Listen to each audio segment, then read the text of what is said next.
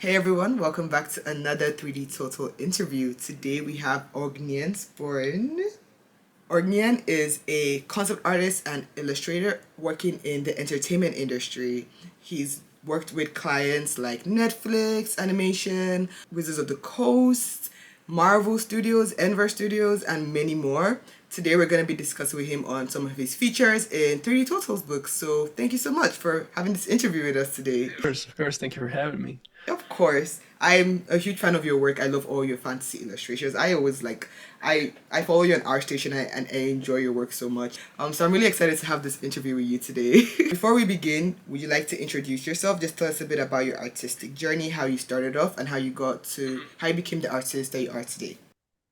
All right, I'm an illustrator and a concept artist, as you said, from Serbia. So I'm located here. I live in the Serbian countryside, let's say, and I've been working professionally for around 3 to 4 years at this point. But I'm pretty young. I'm 22, so I started when I was kind of like around 19. That's when I got my first actual like real job that could sustain me financially, and it was with NetEase, a big Chinese company.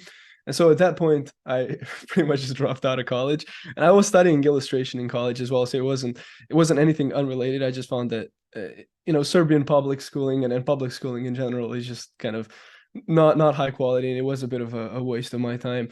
And so I dropped out of college and I just started working professionally full time at that point. And then since then, it's really just been pretty much just working professionally. So I don't really have like any history necessarily before I started working because I started so young. So I haven't ever really done any other job or really worked or had any actual like professions beforehand, let's say. So it's really only just been art from the very get-go.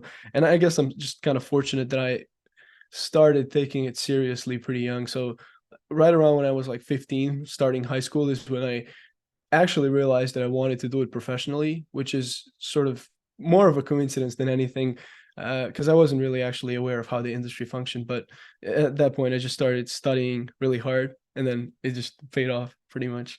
But after the NetEase work, I've worked with some larger studios, like you mentioned. Like for example, Netflix was a really good experience. Although I can't share any of that stuff yet. It's kind of a lot of the larger studio stuff is NDA for a very long time. But at this point in my career, I prefer to work with smaller studios. So right now I'm working with a company called Loot Tavern, and they do like D&D publishing. So they create supplements, and we just actually launched a very big Kickstarter for their new book. So that's been really cool. And I think in general, I'm sort of starting to lean towards publishing and like book stuff more, and that's a big reason why I like immediately accept the 3D total stuff as well, is because the just the concept of my art, even though it's digital, being published or like physically printed in larger numbers, it's very appealing. Like it actually makes it more real to me, and I feel like it in general it makes it more real to everybody else, to people that actually consume books. It's a completely different sort of appeal, I think, and a different experience when you have like a physical thing. So I think that's what I'm moving towards in general, maybe coincidentally. But yeah, I guess that's about my little history. Beautiful. Everything you said, there's so many things I wanted to touch on, and like you kept saying one thing after the other, and I was like, oh, I need to remember that. I need to remember that. Oh, so first you said you're like 22. That's Yeah. I'm 22 and Oh, really? nowhere close, right? No, actually I'm 23. I'm 19 at heart, but like but Yeah, once you get past like 20, it's hard to keep up. yeah, It's always like honestly. a year early. But it's so cool how much you've like achieved in such a short time. That really just shows Yeah. like how much you like buckle down. You said you're lucky. I don't think you're lucky. Like you said, you started taking art seriously at 15. At 15, I had no idea what I was doing. I was just Honestly, drawing like fan art and like nothing else. So yeah. I don't think it's a matter of luck. I do think like if you put in the effort, no matter how early you start, you're gonna see results as long as Yeah, like yeah. you put in some effort. So I think that's Yeah, that's awesome. Like very true. that's a great inspiration to like younger artists who feel like okay, maybe you know they can't achieve anything anytime soon. It's like no, you can. look, right? Yeah, So I think that's honestly, cool. Yeah, because I get that a lot when I talk to people that are into art, like students specifically, and I do a bit of teaching as well. I used to do CGMA, and now I'm just with a company called ArtWatt. It's actually this shirt here, but I do a bit of teaching, and I get that a lot. That same sort of reaction to my age, but to a certain degree, if you look at it, like when I was 15, and when anybody's 15, they're sort of still children. They have no real idea about like gaining skills or life in general. So if somebody could make it like in a matter of, let's say, like 5 years from 15 to 20 and start working professionally, then if you're later on, you're actually at an advantage, which people don't really realize, because you already have some sense of, how things function in real world, and also probably some understanding of how you can gain skills as well. Because when I was 15, that's sort of the first skill that I started working on seriously. Like you maybe do sports and stuff, but it's not like professional or with professional intentions on that type of a serious level. Yeah, same here. I mean, I didn't do sports, but I drew a lot, and like it wasn't until like I was like 19 that I actually started taking art seriously. So it's wild, right? Like, yeah, but yeah, everyone's journey is kind of different, right? Depending on yeah, how much focus you put into something when you start, and like you said, the older you are, when you're older, you kind of have more experiences to like work off. But when you're 15, you're kind of like, I'm just doing whatever. And yeah, yeah, sometimes it exactly. works, sometimes it doesn't. But when you're older, you kind of know, you can kind of like make a more strategic plan. And most times, Yeah, yeah, something that takes like a 15-year-old 5 years could take you like two. So yeah, everyone's journey yeah. is That's different. true. You just Yeah, have to put in the that's work, true. and it's like different for everyone, right? So I Yeah, yeah, definitely exactly. enjoy that. Excuse me. So yeah, the other thing you mentioned that I wanted to talk about specifically was when you mentioned art books and like going into publishing, right? Like I'm a digital artist as well, but I totally agree with you. Like I've been collecting art books since 2015. Actually, I've been collecting art books for so long. I don't remember 2015. I can't remember. But my point is, I absolutely there's a different feeling like flipping through like a book and seeing artwork Yeah, like in a book, like holding it in your hand. Like it just feels more tangible. It feels more. I don't know how to explain it. It just gives me a different feeling. Like it's always yeah, so yeah, cool, especially when it's an artist that you've been following online and you only see their work on this screen, and then now you see like yeah, a yeah, collection of their work in like a book. It's such an amazing feeling. So that's why, like you said, 3D Total, and I love everything they do. I love their books. So it's also like such an amazing chance to like get to know more about the artist, and get to like see work in a different light, especially with like everything being online now. It's a different way to like yeah. consume art that kind of takes you away from the screen and really makes you like appreciate the work for what it is, and not for just like being on Instagram or ArtStation or something. So definitely I agree. Yeah, exactly. Yeah. And I think there's sort of, I guess, a couple of things going on there. It is true, up until pretty recently, that it was the distinction was only like physical and digital, but now with the whole AI art developing so quickly, I think the chasm and the oversaturation of digital art is going to become even more like overwhelming, to the point where people will, even before, like you can say 10 years ago, uh if you look at like digital art, you still want to see it, tangibly, physically. But now, if like, for example, you open up Pinterest and like one third of the stuff that you see is AI, you'll want to have a physical and a human connection even more, because you're being bombarded and oversaturated with something that's neither physical nor human at this point. So I think there's that aspect, and with books as well, it's sort of like a nostalgic thing as well for me. Is like when I was young, and I was born in 2000, so it was already like, fairly electronic and digital at that point. But especially when I was really young, it was mostly books that I was looking at. It wasn't screens. And I feel like most people, if they're not really young now, they have that experience. So as soon as you get a book with images in it, it sort of brings you back, and it has that nostalgic thing attached to it as well, which is really cool. Yeah, I totally agree. Reminds you of like reading a book before you go to bed or something, right? Like Yeah, it's yeah, that like exactly. childhood feeling, yeah, I totally agree. And especially with your work, because like your work is very like fantasy and it has Mm, this like yeah. whimsical nature. So let's actually start talking about your art specifically. Can you talk about your inspirations and just talk a bit more about your inspirations, what inspires you to create? It can be artists, books, media. What type of things inspire Yeah, you to yeah. create? Well, I think for me personally, and I imagine it's similar for a lot of people, the like truest inspirations that I have or things that appeal to me on a very sort of personal level are from pretty early childhood. Like the stuff that I was looking at when I was like 10 to 12 is what I still like now, sort of, or at least what I want to show in my art. And it's sort of a weird mix because I distinctly remember, and this is maybe the thing that influenced me the most actually, is Spiderwick Chronicles, the book. Although I didn't have the book, I had a video game for a PlayStation 2. And I remember I didn't have a memory stick. So I just used to replay the game with my brother. I have a twin brother. So we would replay the game over and over.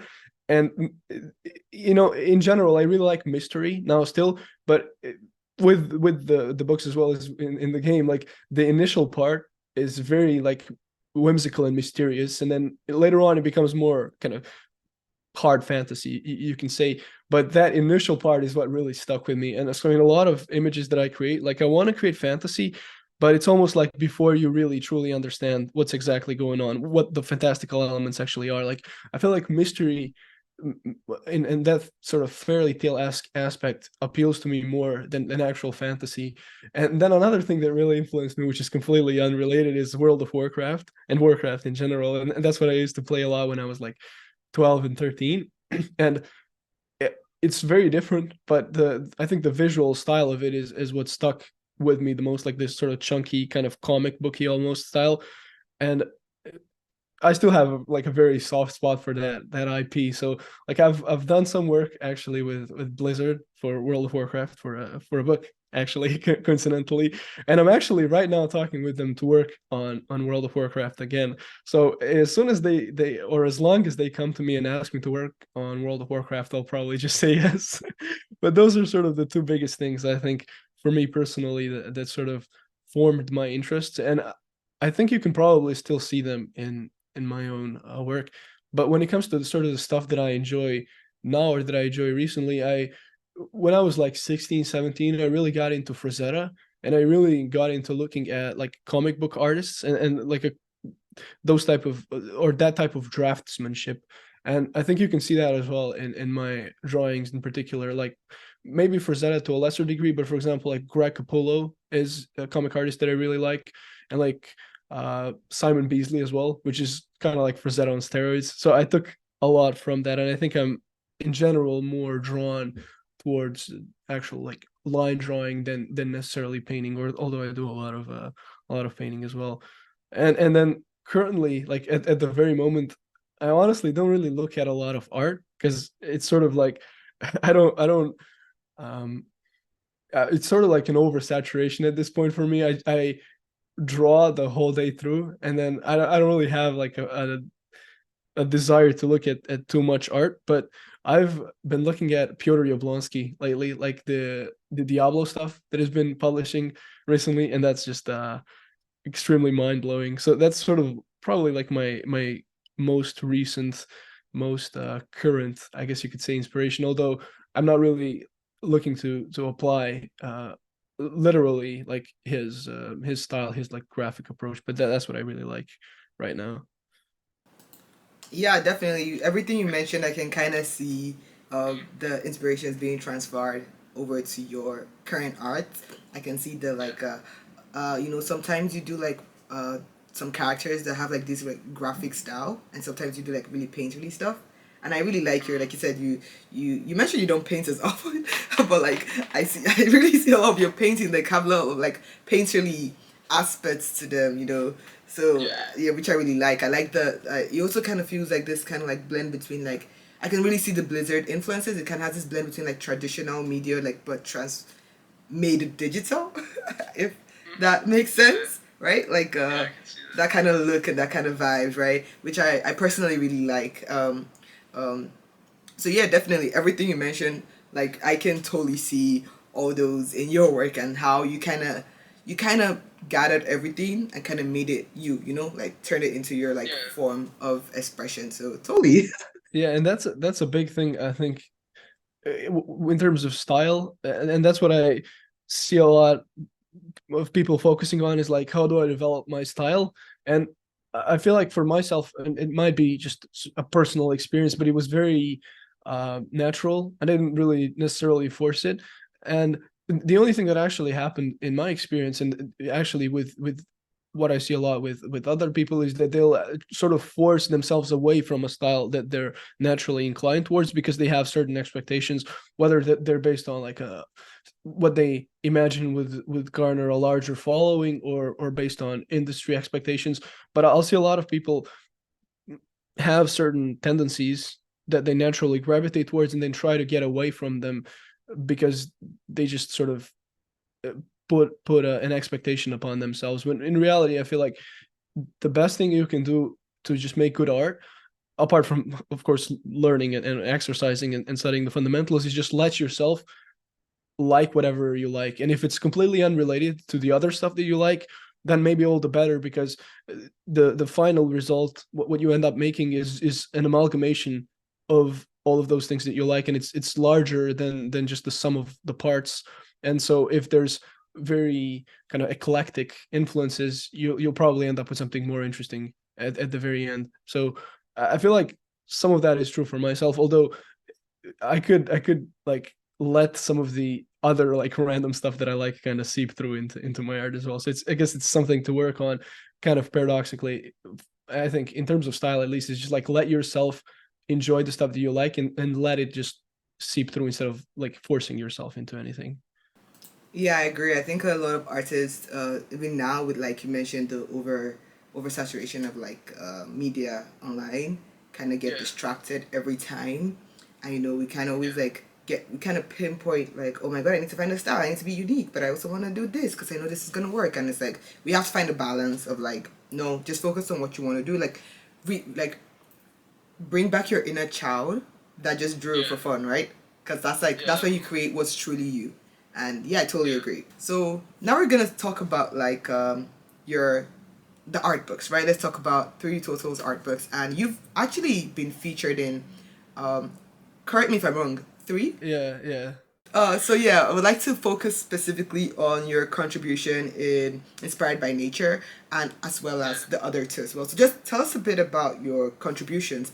Yeah, well, for Inspired by Nature, I initially just did a chapter like all the other artists, with pretty much like a process tutorial where I design a creature based on a prompt, and the prompt was broadly like vine or like creeper type plants. So I decided to actually go with like grapevine specifically, uh, and then the actual work wasn't only writing, of course, and it wasn't only an illustration, but it was an interesting kind of mix of those where I guide the reader through the whole process from the very sort of thumbnailing or like idea creation stage until the actual like final render. And the folks at 3D Total sort of guided me, because I have, because I'm a teacher, I think, and because I teach fundamentals, I have a tendency to sort of lean into like explaining fundamentals more so than maybe explaining like kind of creative aspects, or just sort of ideas as well. So there's a mix of those two, and maybe mine, again, because I teach, leans a bit more into explaining some fundamentals and some theory, which I guess it might be actually good to have sort of a mix of different approaches within the book. And then after I've done that chapter, they also got me to do the intro, which was just writing, but it was very fun, very interesting as well. I totally relate with you on the like fundamentals aspect because for me, I personally really enjoy learning art fundamentals. Like I absolutely love learning about like color theory, like composition. I love that. I have a lot of books about that stuff. That's like literally what I do. And I also find it very difficult to, I think it's actually pretty difficult to explain your creative process, because for me the creative process comes more intuitively, right? But I can, if someone asks me like, how do you make this work of art, I instinctively like go to, oh, color theory, try to explain fundamentals, right? Yeah, It's like, because you're like, no, no, no, but how did you come up with it? I'm like, huh? Right? Like, I don't know, it just like came, I guess. Like, I guess for me at least, it's more difficult to like express more like my creative workflow in comparison to like more fundamental workflow. I think that's how it works for me in my head. But I'm about to like throw you with the exact same question though. Like, can you share your thoughts about coming up with like creative ideas? So I just because of course, when you teach, you can't necessarily, especially the course that I was teaching, which was just on a narrative illustration at CGMA. It's a very broad topic, and so you can't necessarily only just talk about the fundamentals, because there's of course that other side of the coin, which is ideation, and especially like that very early step where you have nothing on the paper and then you get something on the paper that's not necessarily like only based on, let's say, gesture or perspective or form. There's actual concepts that you're coming up with, and so I've had to actually think about ideation, and because I'm a kind of more, I guess, naturally inclined towards analyzing and towards fundamentals.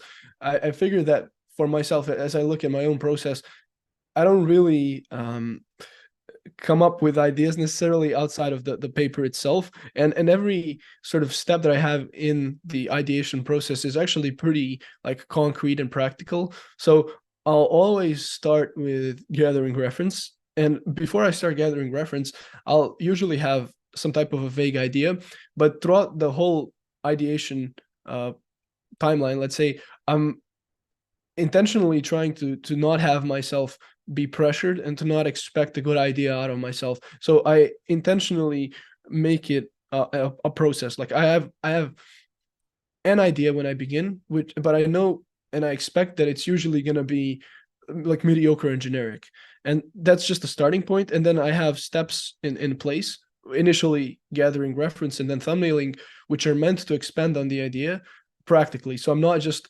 sitting and thinking about it, because then nothing's actually happening. I can't, like, it's not tangible and I can't judge it.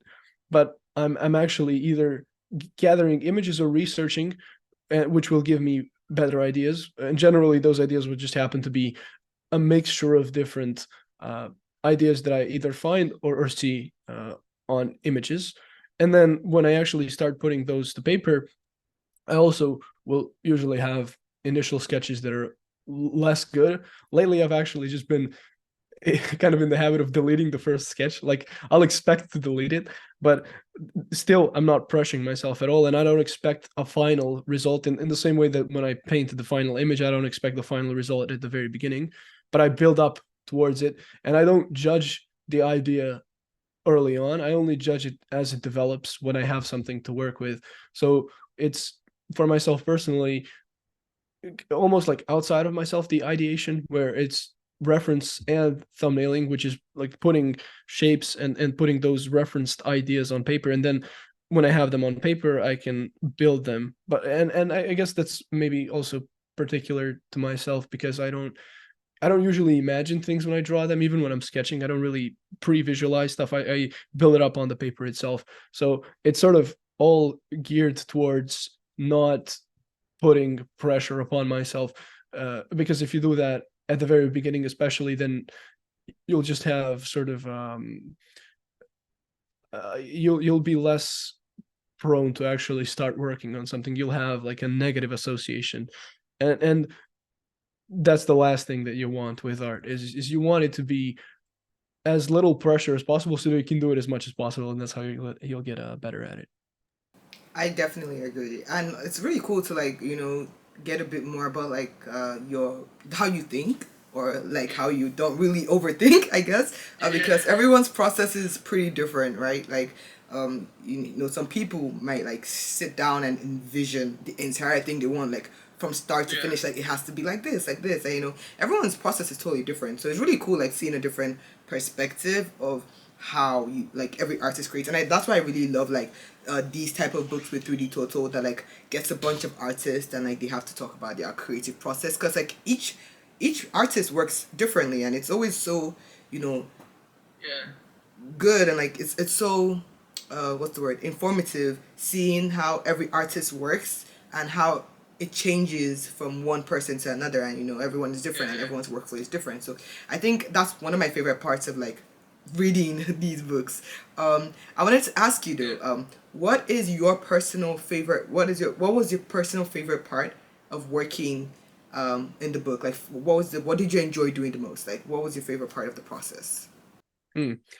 Well, when it comes to just the illustration process in general, I think I like the step sort of right after the thumbnailing, because the thumbnailing is daunting and it's a little bit stressful because you have nothing to work with. When you have the thumbnailing, when you're kind of developing it, that's where I have the most fun. And that's what was true with this image, this design that I did for the book as well, is actually like developing after I've had the rough idea of sort of the barrel creature, then developing it was really fun for me. And I think it's sort of true for most people that after you have the line work or after you have the color block in, visually there's not a lot of change happening from there to the render, so it's a bit less fun, it's a bit less exciting, and the actual like visual changes and big changes in the design or in the drawing happen pretty early on. So that's what I'll find the most fun. But I also really enjoy writing, and I don't know exactly why. I sort of find it like a puzzle almost. And English isn't my first language either, so maybe that's why I find it even more fun. Is like you have to, and it's sort of like almost a parallel between drawing, I guess, in the sense that you have to put parts together and you start from kind of a rough outline and then you build up definition. It's not the same at all, but I find it like a nice change of pace as well. I don't usually write stuff. I think that I have a decent knack for it, although I don't practice it. So having somebody actually hire me to do it was actually pretty fun. And I think it was uh, well, 3D Tolo was the first, or were the first to actually hire me to write stuff as a part of the job. But then I think they were the only ones as well. And it's always pretty fun and pretty exciting to kind of switch stuff up a little bit. For the fairy tale book, I did the whole intro as well. Although with the previous two books, I didn't do any art exclusively for it, but I'd rather just supplemented, let's say, the writing with the art with my images. And so in the first one, the one themed around sketching, I talked more about the technique and process and like drawing in general and how I look at it and how I feel about it as well. And it was, I think, very nice and very sort of close to heart, because I've when I started art, it was only drawing, and for a very long time, I enjoyed drawing traditionally, and all my studies and all the drawings almost I did exclusively on paper. So having to write about that was very natural and very like enjoyable. And then the other one, the fairy tale book, was it was an intro that was more sort of broadly about the themes, which is also pretty close to heart. I like uh, in particular when it comes to fantasy, the sort of fairy tale, I think, side of it, more so than the epic fantasy like Tolkien, or even, let's say, like Warcraft. I tend to prefer the more mysterious sort of smaller scale fantasy, and in particular like actual or let's say original kind of themes in fairy tales, which are kind of they generally tend to have like morbid and dark undertones. So I like kind of slightly dark and but also slightly whimsical fantasy. So that was pretty close to heart as well. And I think it was very fun even before I started writing for it to look through all the images that I'd done through the couple of years that I've been working professionally and pick out the ones that I think fit the theme the most, and then come up with what is it exactly that I want to talk about regarding those images. So it was definitely, again, like a very interesting, fun change of pace, because I usually just draw images. So it was very interesting. I actually really enjoyed reading your introduction in Thank um, you. Push Your Creativity. I felt like it was a unique way to like, kind of like think outside the box, because I never actually thought about until I read your chapter, like your intro. I never thought about the different types of fantasy that we had, like high fantasy. I was like, okay, yeah, that makes sense. Like, for some reason, I never really like thought about it. I was like, oh wow, and I agree with you. I definitely lean more towards the like. It kind of just made more sense.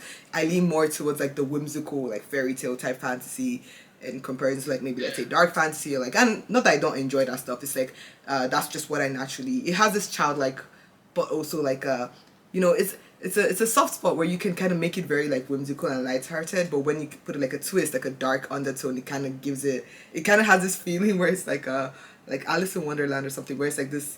On one end, it looks really pretty and like fun, but the other end is kind of like dark. You know, it's like Yeah, and that's actually what you'll find with a lot of like children's stories or cartoons or children's books is that they'll the writer will have, and I think that's what I like actually, but maybe not to an extreme level, but there will be a reading meant for adults that might watch the movie along with or read the book along with the kid, and then there will be the superficial reading, which is thematically whimsical and fairy tale-esque, but it's just sort of the facade almost.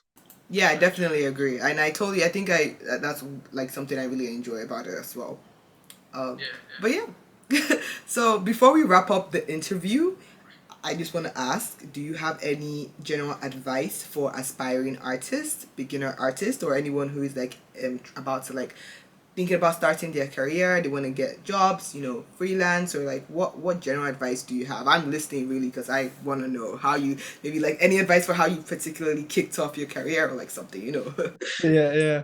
Well, I have, I guess, a couple, and some of them are based on, again, what I see in teaching, what I see with either students' works or portfolios, and some of them are based on my own, I think, mistakes that I made along the way. And maybe the first one, maybe the most important one that I would suggest is that you somewhat disregard the expectations that are placed upon you by either industry or like what's popular, let's say. And in the industry context, for example, you have people saying often that in order to get into the industry you just have to do prop art, and if you do props, the studios, when they're hiring for entry positions, are looking for prop artists, and therefore they will hire you. But if you actually have no interest in props, let's say, if you're rather like a character designer or really any other topic that you're drawn to, then the quality of the work will inevitably suffer. And that's sort of the point as well, is it's not necessarily indulgent to allow yourself to work and to focus on what you enjoy the most. It's actually practically the most reasonable thing, and it will usually yield the best results and the highest quality of work because you'll actually care about the work the most. So that's sort of the first thing is, and we've touched on this as well as we were talking, is if you let yourself without expectation work on a specific thing that you like, it will usually pay off. And it's usually the quality that sort of trumps, I think, marketability almost. Let's say, at least in my experience, and that's sort of how it's been for me as well. Is I've never really thought about necessarily getting hired by one specific company or in one specific style, and there are actually projects, I think, for almost everybody, whether they're indie or like large projects. If your stuff is good and it's like honest and like special as well, if somebody's looking for something special, they'll find you. And that's sort of like my experience with Netflix, for example, is it was a very specific kind of style and story that they were looking for that isn't necessarily what you'll get a lot in portfolios, and that I wouldn't have in my that type of a vibe wouldn't be in my portfolio if I was looking to emulate something or to fit somewhere, let's say. So I think that's a very important thing, is just letting yourself enjoy what you enjoy and work within what you enjoy, and that way you're inevitably going to make better art. And then another thing as well, that I think is important, especially initially as you're kind of getting into art, is to understand, and this is, I think, I can only say, like, in my experience, this is true, that in order to get good at art, you have to make a lot of it. And this doesn't mean that you have to publish everything that you make. And it doesn't also mean that you have to have a million pieces in your portfolio, but everything taken away, all the other factors removed, it's the mileage that you gather and the amount of work that you do, the actual like practice of making art that will make you better. And so the way that I look at it is as an intermediate or as a beginner, you want to remove all the possible obstacles from you making art, which means creating almost like a safe space. Let's say like what I was talking about with building ideas is like there's elements in the process that in place specifically so I don't get frustrated. And that's sort of how you can look at it yourself as well.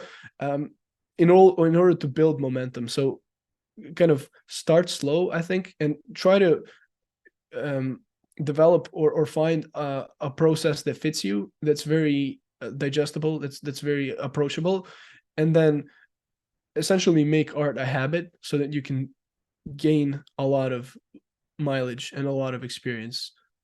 But I'll see people often, if they're very passionate about art, is they'll want to do like 12 hours of studies every day, and that just doesn't, it's not practically feasible, and you're just going to burn out. So you have to approach it like a marathon rather than a like a sprint.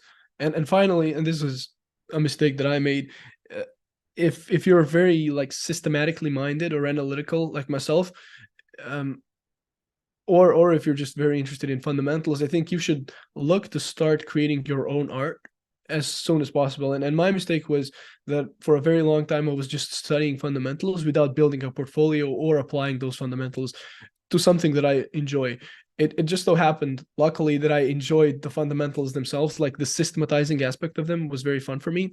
But if you're not that way as well, then you need, or if you're that way also, it's sort of like double-edged sword, I guess. You need to make your own art and alongside all of your studying, and that way you'll actually slowly start building up a portfolio as well, and that way the portfolio will not lag behind your actual skill. And I guess that's sort of in my own experience why I kind of very maybe rapidly or very quickly got higher level work, is because my portfolio was lagging behind my skills. But had I had a portfolio, I would have started getting work maybe at a bit of a lower level more quickly. So I think you should make it a practice to study fundamentals, and people usually focus on that, but also like make art that you enjoy alongside of that, and that's how you'll hopefully progress.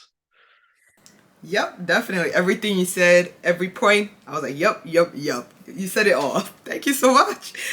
So yeah, we've come to the end of the interview. That's about it. Thank you so much for like taking your time to talk with us today. And yeah, thank you so much. I really It enjoyed was the a interview. pleasure. Yeah, I of really course. enjoyed the conversation. Yeah, All definitely. right. Yeah.